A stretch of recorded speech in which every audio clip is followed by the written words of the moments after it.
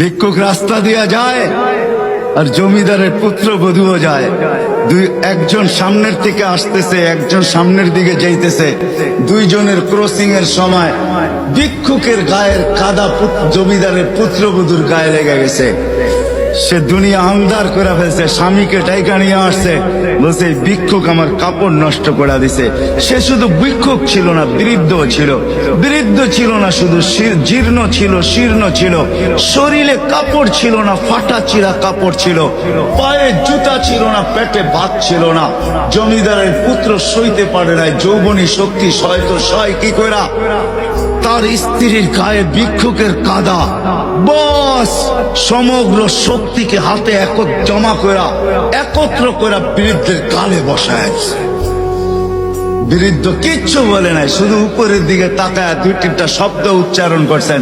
শব্দগুলা হলো ইয়া মাল্লাহ তারা হলো ওয়ুন, ও আল্লাহ তোকে চোখে দেখা যায় না, ও তারা কুল্লা শাই তুই সব দেখিস, ফারা তারা মা বি তুই কি দেখিস না আমার